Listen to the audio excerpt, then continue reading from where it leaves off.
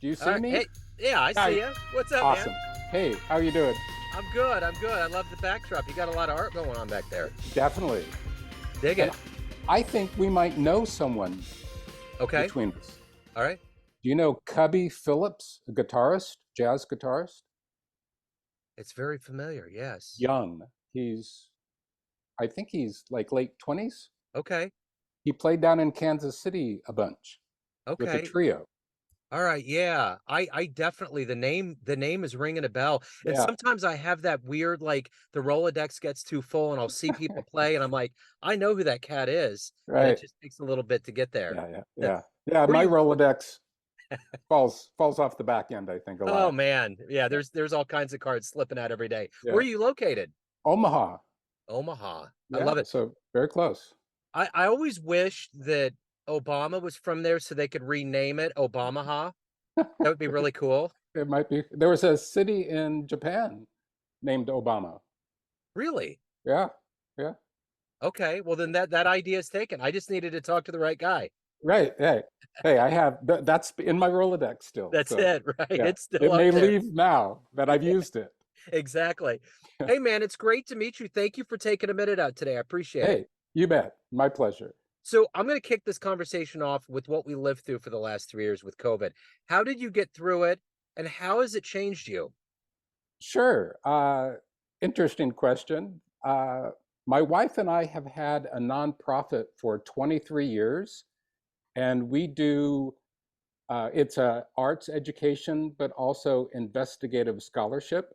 So we dive deeply into a myriad of uh, information and current events. So it was right up our alley, and we actually knew we had hints and chatter about some things happening, even in late 2019. So, and that's another hat that I wear, which is different than the hat that we wear now. So, in a way, our life pretty much stayed the same. We just were doing maybe a little bit more reading and communicating with people, but it was pretty much the same. The worst part was, in a way, for us that because we work at home, we often go out for what we call D&D, drinks and dialogue. Yeah, right. So, so our drinks and dialogue were always at home rather Yeah. than at one of our favorite restaurants that we would hang out at. So, So you clearly have the art, you have a nonprofit. Let's get to the essence of what you do every day. I'm going to put you in front of a bunch of third graders at a career day. One of the kids looks up and says, "Hey, what do you do for a living?" How do you answer them? I would say I do what you do during your free time. I make art and play. That's awesome. What did you Yeah, want to be in the third grade? What was your dream to grow up and I become? definitely an artist. Okay. I'd already decided that. I well, how old are we when we're in third grade? Like 10 or 11? 10, yeah, yeah. When I was 10, I did, in 2016, I did a TEDx talk in Boulder, and I explained kind of my origin story, Yeah. which had to do with an event that happened near my home and me realizing that that's when I really started to make art. So it was sort of a combination of love and tragedy that got me accelerated into my art making, so to speak. So that's the little tease for everybody who's watching, plus you to watch my TEDx talk. Okay, cool. So who was an early influence artistically on you? Someone that like, their Uh, paintings you loved? well, first, my earliest influence was my grandfather, who sketched and invented little items around the house, and he was also a photographer. He had his own darkroom. He didn't at the time when I was small, but he had tons of photographic equipment, and he had an enlarger that I inherited after he died. And so that was the first spark. And a little bit in high school, I started my radar was up with Dali. Yeah. So, and that's it, in some ways that's a very typical adolescent, like, oh, that's so cool. Look what he's making. and such. So he was probably my first early on influence artistically. So what was the first piece of work that you did that you either felt like this makes sense, this is Uh, what I want to show the world, or you had a reception that was very positive? that's a nobody's ever asked me that. I like that. Well, I did two actually for the same family. I did a drawing of their dog named Noah. That was a big border collie.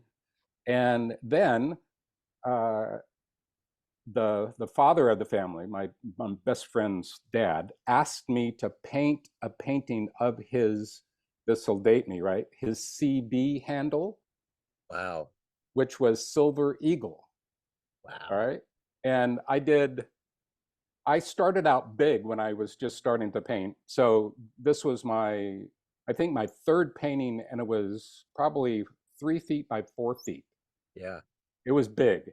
And it was the wings, the head, and the talons of an eagle. And I painted it all in silver on a Wow. blue background with kind of an interesting framing around the edge of it. And then there was a very stylized sky and very stylized earth, just Wow. kind of brown and blue. And Yeah. then there was the silver eagle. And I think the eagle has a red eye, maybe. Yeah. So That's so that wonderful. was when I did those two, I really knew that, something's going on for this, farm boy that, you know, Yeah. didn't come from much. So So if you could walk into a room with any artist in history and have a bottle of really good booze that you pick, and you both can sit there and drink and just have at it, who would you love to sit down and talk to? Michelangelo, Yeah. yeah, no hesitation.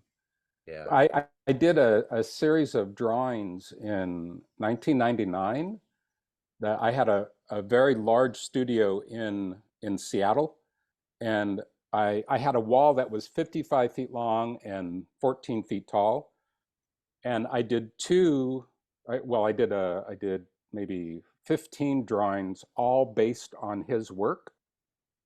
And these drawings, two of them were 25 feet long by almost 8 feet. So they were huge, Yeah. to say the least. And so I liken it to when someone like Uchida, she's a concert pianist, Japanese concert pianist, when she plays Mozart. So she's recreating something that he wrote down in with pen and ink, right? Yeah. 200 and some years ago. So when she's playing that, I assume, I've never talked to somebody who's in that position of concert pianist. There must be a type of simpatico that happens Yeah. with them. There was certainly, I got more and more into Michelangelo's work, looking at it, studying it, reading about him, and I was drawing the same lines as he was drawing. So there was Wow. this 500-year harmonization that I was feeling more and more and more. So I have an affinity with his drawings, but also I used paintings, and I also drew some of his sculpture onto these huge pieces of paper. So he's somebody that I have a different kind of communication with, Yeah. and I would love to sit down and just with a nice bottle of Italian wine and talk. And Yeah, for sure. he was a super character. Yeah, Yeah, for sure. just over the top. Yeah. Yeah. Yeah. I've been actually to Italy and been through and seen a lot of those Renaissance paintings, and it's like, Yeah. wow. I mean, like going to the Sistine Chapel, you could spend weeks and weeks on all the artwork that's on the way to Oh, that. totally. Just Yeah, crazy, absolutely. Yeah. you know? Yeah. Yeah. It's funny that transference between art because the great free jazz saxophonist Eric Dolphy, he used to go outside and he would play the horn to the sound of the birds. So Oh he would, yeah. you know what I'm saying? Like literally just go out and follow it. And when you think about the way that he would, everything would just kind of go up and down. The syncopation was on acid. It was the part of it was probably just the way he approached it, but it was that whole Sure. idea of him following nature and something Right. that's just unplanned and erratic, you know? Right. So Totally. Yeah. pretty cool. Nature will always show you the way. Yeah. You Are you know, kidding? Yeah. whenever you're stuck in Yeah. anything, it doesn't matter if you're designing cars or you're a plumber or whatever. If you're stuck on something that you're trying to figure out, go outside, take your shoes off, put your feet in the grass, take a walk, you know, get by some water, whatever, Yep. a lake, a stream, or a pond, or whatever, a mountain, get in nature and then ask to receive. Yeah. And something will come to you. It may not be Absolutely. exactly what you think it's going to be, but something's going to happen. Which is the beauty of it. Positive. It's the surprise. Yeah. Yeah. Right. Right. Yeah. You know, my wife, I live in three generations of women, so if there's like an animal that's like abnormal or maybe injured or whatever, I've always been under the guise that nature knows better than we do. We should not mess with it, Right. unless it's really bad. But it's Right. like usually it's like, you know what, they got this. They got we're, this. we're a bunch of sophomores. they're Right. they're the ones. They've been doing this for a long time, God. and really, really well. Well, Yeah. absolutely. Yeah. Yeah. Yeah. Fabulously well. Yeah. Yeah. So who's been a hero for you in your life? Well, gosh. Uh, well, I've had close heroes like teachers who Yeah. were in a way heroic. I had a physics teacher in high school that also became a friend, and he was absolutely astronomically influential. Uh, and a painting professor in college. He was a wild, off the cuff kind of guy, just hard to describe. He was very influential. He gave me a studio as an undergraduate, which Wow. was, you know, there were graduate students on waiting lists. Yeah. And he just saw, I was kind of a problem in the big painting room that we had because I was getting paint everywhere and working on like 5 or 6 canvases at a time. And he was just like, I'm tired of dealing with you. Follow me. And he led me into a room and he said, this is your studio. Here's a key. Have at it. And so, Wow. yeah. That's So, great. yeah. So he was influential. My karate instructor it was my first class of my first day of college. And then I continued on with karate and aikido later.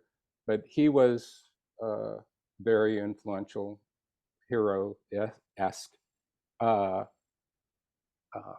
and Picasso, in a way, he was still alive when I was young. So Yeah. there was some kind of morphic connection Yeah.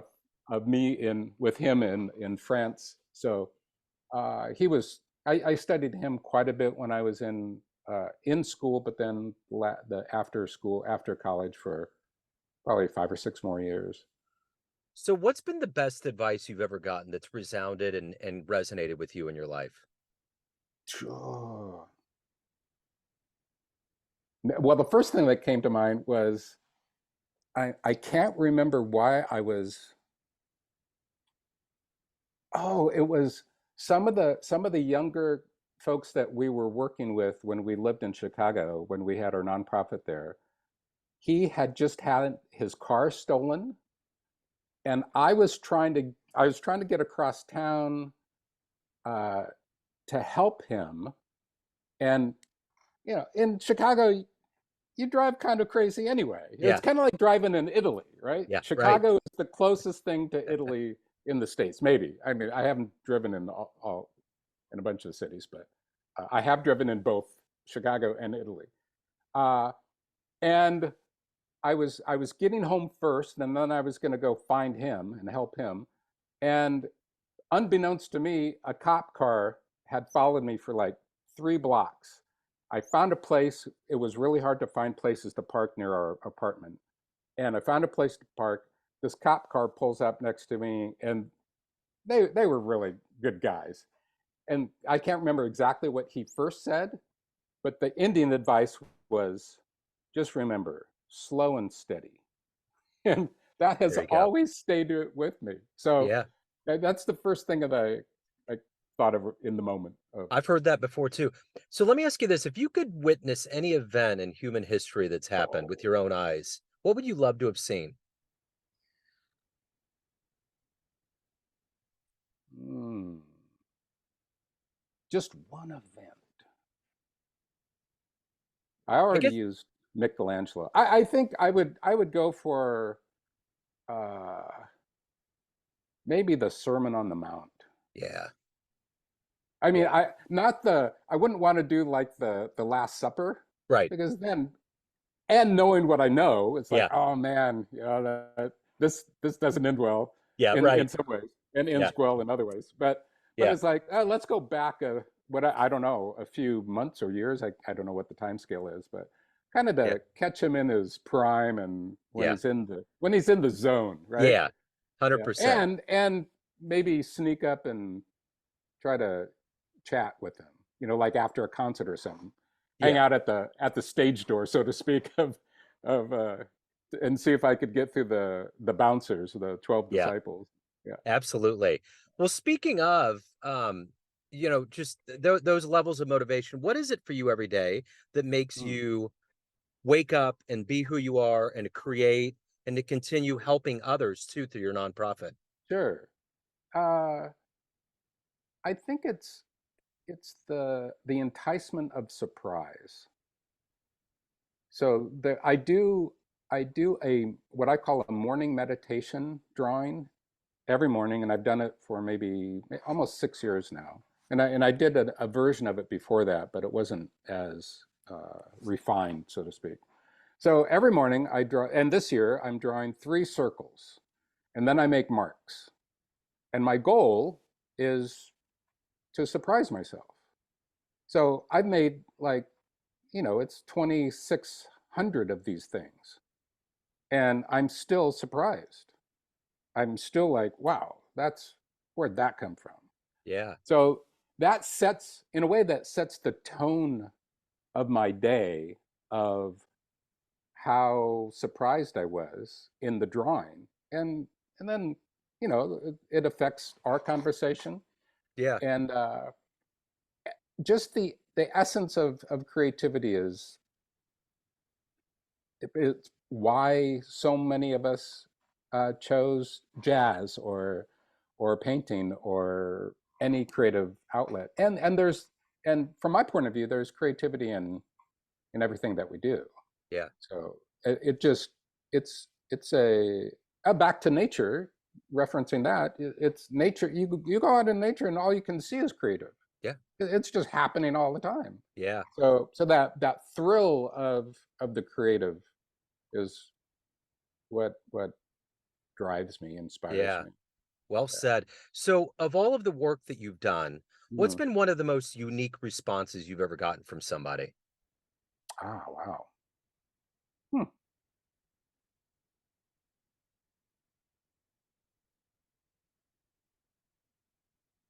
Well, interestingly, there has to be a bunch more of these, but one of them was from my family.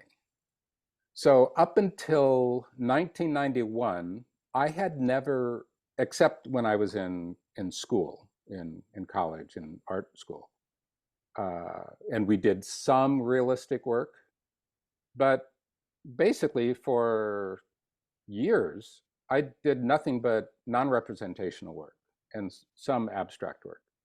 And after I went to Japan in 1991 for a big celebration of our karate organization, it was the 50th year, and I was on a trip with one of my friends from the dojo in Lincoln, and we were standing at this amazing site, the Golden Pavilion, and he said, "This trip is going to change your art," and I said, "No way."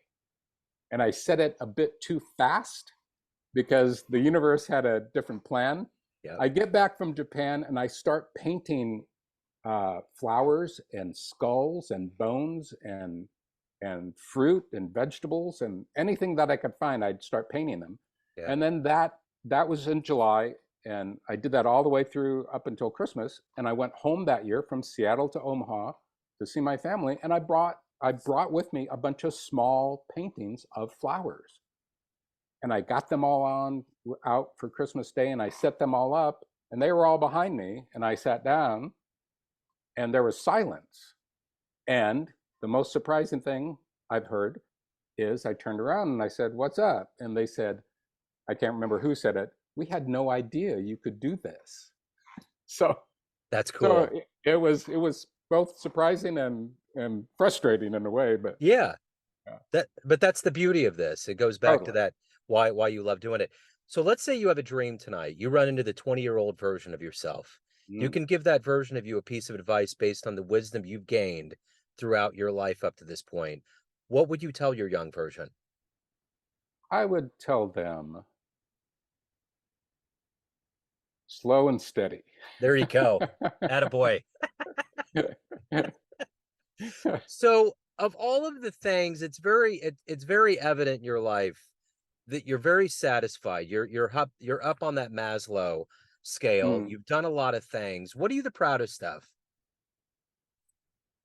I think, well, two things come in mind.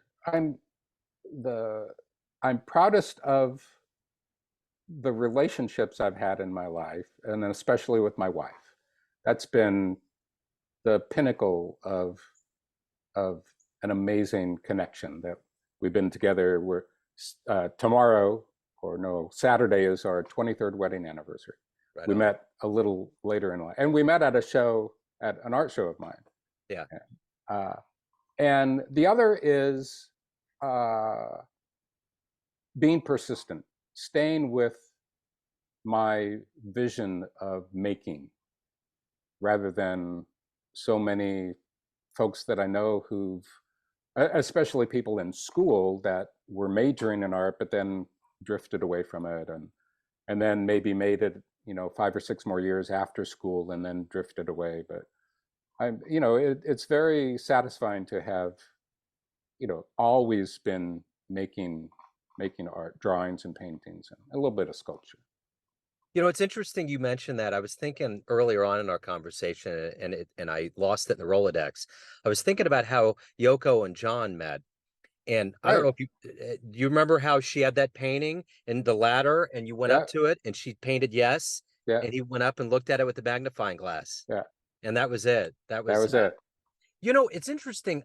That's my painting behind me, and I do shows and I paint. I've been painting for like 20 years, and it's just therapeutic. I love it. Sure. And I remember one of the first shows I got in Kansas City. We have our Crossroads Art District, and it's a big deal. And I really pushed to get to that point where I could have a show in the Crossroads. It was a big deal. First Sure. Friday.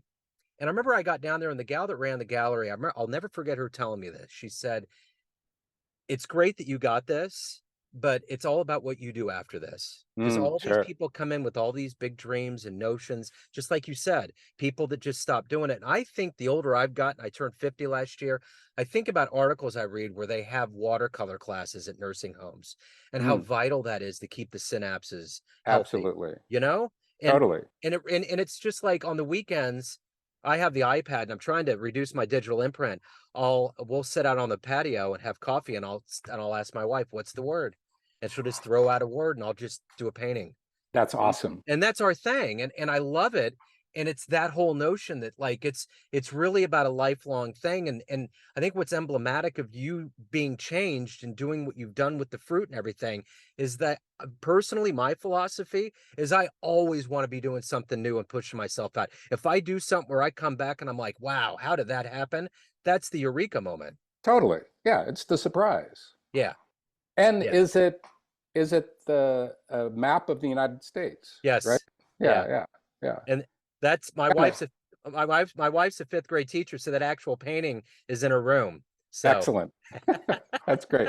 I, she's I actually like it better than Jasper Johns's oh United States maps. oh okay, yeah, yeah, yeah. See, you Yeah. know what? I just sometimes I'm just ignorant of certain things that are big because people will be like, that looks like something, and it's like which plays into the Beatles lyric, whatever's been made has been made before, whatever's Oh been yeah. said. Yeah, yeah. We're all imitators of the women. A lot of them were women that crawled into those caves 40,000 years ago and started it all. We're That's all we're on their shoulders, oh right? yeah, Absolutely. They were the first ones to do what we do. We're just little record imprints of the master. That's right. So everyone out there has a perception of you, family, friends, fans, everybody that knows you, but you Hmm. ultimately run the show. What's your perception of you? Who do you think you are? Who do I think I am? I keep asking myself that question, like That's every day. that's the one. Who am I? Who am I? Yeah. I think I'm a human being striving to learn and connect to people and to life. Right on. That's who I think I am. At So least right now in this moment, Joe. yeah, no, I dig it. I am too. I'm in that same thing. I Yeah. remember a story years ago when the Beatles anthology came out. Um, the Beatles really wanted to meet Bob Dylan, and when they did, they all got zonked out of their heads. They smoked so much they forgot where they were. And I guess Paul McCartney wrote down the meaning of life on a piece of paper and put it in his front pocket. And the next day, he couldn't find it. So can you imagine the person that picked up that and they were like, Right. "Oh my, I know what.